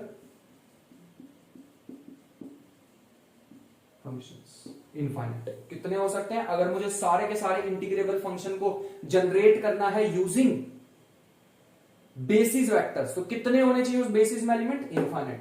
क्योंकि भैया तुम अलग अलग ले आओगे, अलग अलग इंटीग्रेबल फंक्शंस आ जाएंगे। भैया ये इंटीग्रेबल फंक्शंस क्या होते हैं? बताएंगे इंटीग्रेबल फंक्शंस बताएंगे जब भैया तुम रीमान इंटीग्रल सीखने आओगे, ठीक है। सबस्पेस V ऑफ R सच दैट, अब अगले पे चल चुके हैं हम, अगले सबस्पेस में सबस्पेस ऑफ V ऑफ R सच दैट, यहां पे जो V क्या है? सारी के सारी सीक्वेंसेस। यहां पे V क्या है? V इक्वल टू सीक्वेंसेस, और वो कैसी सीक्वेंस है? ये है सारी की सारी रियल सीक्वेंसेस, ठीक है। तो पहला इसमें आ रहा है set of all convergent sequences. सारी कन्वर्जेंट सीक्वेंसेस को मेरे को जनरेट करना है, set of all convergent sequences. मेरे को सारी कन्वर्जेंट सीक्वेंस को जनरेट करना है। कितने वेक्टर्स की जरूरत पड़ेगी? इनफाइनाइट। अरे भैया दुनिया भर की है। Set of all convergent sequences to 0, set of all convergent sequences converge to 0। कितनी जो कन्वर्ज 0 को करती है भैया वो भी इनफाइनाइट ही होंगी। इसके लिए भैया तुम्हें थोड़ा सा सीक्वेंस का पढ़ा होना चाहिए, वो वन शॉट वीडियो भी जो मैंने बना रखी है उसमें देख सकते हो रियल सीक्वेंसेस की। कितनी ऐसी सीक्वेंस है, मेरे को कितने वेक्टर्स चाहिए होंगे सारी सीक्वेंस को जनरेट करने के लिए जितनी भी 0 पे कन्वर्ज करती है, तो इनफाइनाइट। आगे चलते हैं, set of all bounded sequences, set of all bounded sequences. कितनी होती है ये? इनफाइनाइट। ये भी कितनी होने वाली है? इनफाइनाइट। वीडियो चल रही है वरना सारा काम खराब हो जाता है। Set of all constant sequences. अब ये कांस्टेंट सीक्वेंसेस कौन सी होती है? जिसमें एक ही एलिमेंट बार बार चलता रहता है। अब जिसको नहीं समझ आ रही कि भैया कन्वर्जेंट क्या होता है, बाउंडेड क्या होता है, रियल एनालिसिस में पढ़ लेंगे, ठीक है। रियल एनालिसिस में पढ़ लेंगे, परेशान नहीं होना। वैसे मैं थोड़ा सा बताना चाहूं तो फॉर एग्जांपल ये 1, 1/2, 1/3, 1/4 अप टू सोन 1/n कहां पे कन्वर्ज करेगी? कहां पे जाकर रुक जाएगी? 0। जब n इंफिनिटी हो जाएगा बहुत दूर जाके तो इंफिनिटी 1/∞ 0, तो उसका मतलब होता है कन्वर्जेस टू 0, ठीक है। और जो मैं अब बोल रहा हूं, और जो रुक जाए उसे कन्वर्जेंट कहते हैं, जो ना रुके, जैसे फॉर एग्जांपल ये कब जाकर रुकेगी? भैया ये तो रुकेगी नहीं, तो इंफिनिटी पे जाकर रुकेगी, मतलब रुकेगी नहीं, ठीक है। Set of all bounded sequences, तो W4 है हमारे पास। सेट ऑफ ऑल बाउंडेड तो बोल दिया मैंने। Set of all constant sequences, constant मतलब जिसमें एक ही एलिमेंट, जैसे फॉर एग्जांपल 1 1 1 1 1 1, कितने एलिमेंट्स की जरूरत पड़ेगी? एक ही एलिमेंट की जरूरत पड़ेगी। तो इसका मतलब मेरे को पूरे सीक्वेंस के स्पेस को जनरेट करने के लिए कितने एलिमेंट्स की जरूरत है? कितने पूरे कांस्टेंट सीक्वेंस को जनरेट करने के लिए कितने एलिमेंट की जरूरत पड़ेगी? एक ही एलिमेंट की जरूरत पड़ेगी, एक ही फील्ड के एलिमेंट की जरूरत पड़ेगी। तो यहां पे डायमेंशन आ जाएगा 1। आगे चलो, सब स्पेसिस ऑफ P20 आर, सब स्पेस ऑफ P20 और यहां आ जाएगा डायमेंशन। W1 हमारे पास है, इसको थोड़ा सा ध्यान से करेंगे। ये हमारे पास है f of x belongs to P20 such that f of triple dash x equal to 0। अब तुम्हें सोचना है कि कितने, मैंने तुम्हें अभी अभी बता दिया। इसका मतलब भैया ये क्या है? ये P20R का मतलब क्या है? मैंने एग्जांपल लिया है पॉलिनोमियल स्पेस का। अब पॉलिनोमियल स्पेस में ध्यान से सोचो, तो पॉलिनोमियल स्पेस में भैया अभी भी तो आपने इससे पहले भी तो पॉलिनोमियल स्पेस ही लिया था भैया, वो इनफाइनाइट पॉलिनोमियल्स थे, वो इनफाइनाइट पॉलिनोमियल्स और वो इनफाइनाइट फंक्शंस थे, वो इनफाइनाइट पॉलिनोमियल थे। यहां पे पॉलिनोमियल की डिग्री दी है 20। इसके लिए कितने आर्बिट्रेरी कांस्टेंट आएंगे? 3 आएंगे। तुम इसको डिफरेंशियल इक्वेशन को सॉल्व करोगे तो p ऑफ x कुछ ऐसा आएगा, c1 c2x प्लस c3x²। तो इसमें कितने आर्बिट्रेरी कांस्टेंट है? 3। तो यहां पे डायमेंशन आ जाएगा 3। ध्यान से कर लेना एक बार, ठीक है। आगे चलते हैं। हाँ, नेक्स्ट हमारे पास है W5। थोड़ा सा आप खुद सोचना, ठीक है। W5 नहीं, W2 f of x belongs to P20 such that f of double dash, f नहीं है बेटा, यहां पे P है, P double dash x plus P dash x equal to 0। तो मुझे बताना है यहां पे इसमें कितने एलिमेंट्स, कितने आर्बिट्ररी कॉन्स्टेंट्स आने वाले। एक ही आएगा, कुछ सोच के देखना, सोचना। मैं चाहता हूं कि ये तुम करो, ठीक है। मैं चाहता हूं कि एक बार तुम ट्राई करो इसे। W3 हमारे पास, जिसको नहीं समझ आएंगे ये लास्ट वाले, कंफ्यूजन होगी तो मुझे कमेंट बॉक्स में बता सकता है, बट मैं चाहता हूं ट्राई तो एक बार भैया तुम ही करो। इसका डायमेंशन क्या होगा? इसका डायमेंशन होता है 0। थोड़ी डिफरेंशियल इक्वेशन सॉल्व करनी आनी चाहिए इनके लिए और हो जाएगा, ठीक है। और लास्ट हमारे पास है नंबर, काफी सारे मैंने बनवा दिए थे ढंग का क्वेश्चन, ऐसे भी करा देते हैं। नंबर ऑफ डिफरेंट, लैंग्वेज वाला भी एक लास्ट करा देते हैं, उसके बाद छोड़ते हैं इतना आज के।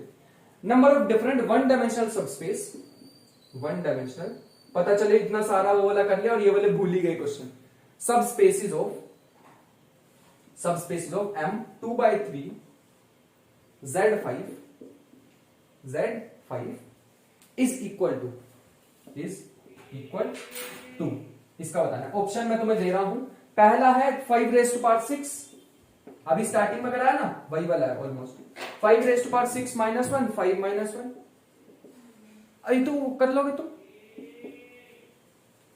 5⁻6 -1 5⁻6 -5 अपॉन 5 -1 और 5 -6 -1।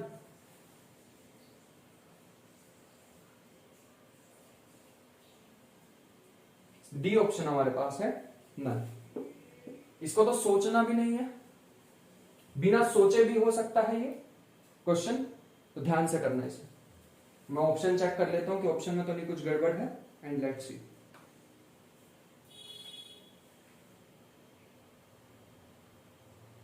नहीं, कोई गड़बड़ नहीं। तो सिंपल सा ट्राई कर लो एक बार पॉज करके। कर लिया? चलो आ जाओ। एन की वैल्यू कितनी दिखाई दे रही है? 6 डायमेंशनल स्पेस है, 6 आर्बिट्ररी कांस्टेंट की जरूरत पड़ेगी। अब तुम खुद सोच लो, ये क्वेश्चन तभी हो पाता अगर मुझे पता होता कि डायमेंशन कैसे निकालते हैं। नंबर ऑफ इंडिपेंडेंट एलिमेंट्स, ऐसे ही अब मैं तुम्हें कोई भी सब स्पेस दे दूं तो तुम्हें उसकी डायमेंशन, उसमें नंबर ऑफ डिफरेंट सब स्पेसिस निकालने आते हैं। अब सब स्पेसिस निकालने का तुम्हें फॉर्मूला पता है और सारी की सारी जितनी भी सब स्पेसिस हैं उनके बारे में भी मैंने तुम्हें सारा बता दिया है। पॉलिनोमियल के बारे में बता दिया और तुम्हें मैंने मैट्रिक्स स्पेस में बता दिया, फंक्शन स्पेस में बता दिया, सारा कुछ बता दिया। अब नहीं फंसना कहीं पे भी। तो यार एन की वैल्यू हमारे को दिख रही है 6, पी की वैल्यू दिख रही है 5 और आर की वैल्यू इन्होंने दे रखी है 1 डायमेंशनल। तो इसके साथ देखो कौन सा मैच हो रहा है, हम अपना करके देख लेते हैं। पी की पावर मतलब 5 की पावर 6 -1 और आगे तो जा ही नहीं पाएगा, आर की वैल्यू 1 ही होती है। 5 -1, ऐसा कोई हो रहा है मैच? ये that is the final answer. ऐसा नहीं है कि मैं जल्दी जल्दी करा के जा रहा हूं, मैं यहाँ पे एक क्वेश्चन तुम्हें भी देके जाऊंगा। ये बहुत अच्छा क्वेश्चन है, अगर इसको ट्राई कर लेते हो तो बढ़िया हो जाएगा। ट्राई जरूर करना इस क्वेश्चन को। If p of x is a particular vector from, last question है बस, देखे जा रहे हैं। If p of x is a particular vector, is a particular vector from P3R, from P3R, and if S is equal to ABCD, ABCD, S में कौन कौन से वेक्टर है, ABCD, such that P of X is equal to 8a plus x minus 3 plus ये 3 है, plus c into, इसके साथ b लिख लेना, ठीक है, A B C D, c 8x minus 5 whole square plus d x plus 2x plus 4 whole cube, ठीक है, पोलिनोमियल स्पेस है। तो भैया मेरे को ऐसे ही लिखना पड़ेगा, पहले के साथ कांस्टेंट, दूसरे के साथ x, तीसरे के साथ x स्क्वायर वाली टर्म, फोर्थ के साथ x क्यूब वाली टर्म। तो बताना देन S इज अ, अगर A B C D कुछ ऐसे हैं तो बताओ then S is a. Option तो मैं दे रहे हैं, पहला है empty singleton infinite, empty set, singleton set और इनफाइनाइट सेट, और लास्ट हमारे पास ऑप्शन एज यूजुअल नहीं। तो आई होप कि हम ये क्वेश्चन कर लेंगे और मुझे बताना है ए बी सी डी में से कौन सा इसका आंसर होने वाला है। और बीच में भी काफी सारी मैंने तुम्हें प्रॉब्लम्स दी हैं जिन पे तुम वर्कआउट करने वाले हो, मुझे भरोसा है, ठीक है। तो आई होप कि आज का लेक्चर समझ आया होगा। मिलते हैं नेक्स्ट लेक्चर में, तब तक के लिए ख्याल रखें, पढ़ाई करते रहें, मेहनत करते रहें, मिलते हैं नेक्स्ट वीडियो में।